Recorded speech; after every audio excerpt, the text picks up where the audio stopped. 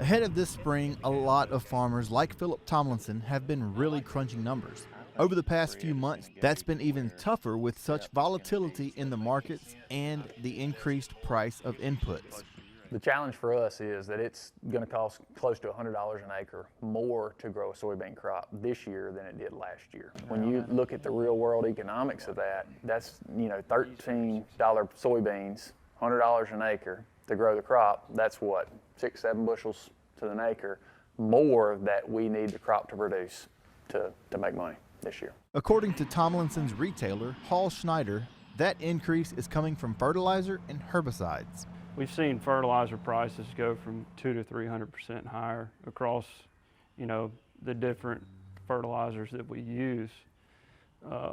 We've seen chemicals go up, some 3 to 4 times higher than we used last year.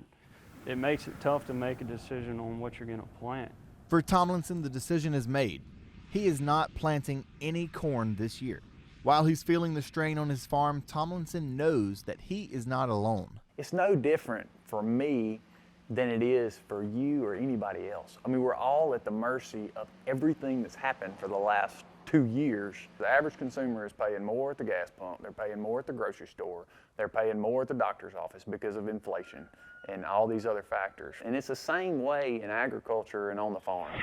Across the board, prices were up this year, from fertilizer to herbicides and the diesel in the tractors and motors pumping water to irrigate. Farmers all over the state have felt the pinch of razor-thin margins. And Avery, Philip, the story on his farm is very true, of other stories we've shared on the show, specifically the Mississippi River being low. He can't move the beans he has in his bins, and those beans are damaged. So he was hit by the same rains that hit a lot of the farmers up the Mississippi Delta, Louisiana Delta, with all of his soybeans. He had 100%. That's the decision he ended up with. He was 100% all in on soybeans. Right. And then there's still some issues coming up for this planting season because of the low Mississippi River. Yeah, the low river that he can't move his beans out on also can't bring in input costs. So the same story that we're showing here from this past year is going to be the story again this coming year, it looks like, because they can't get inputs.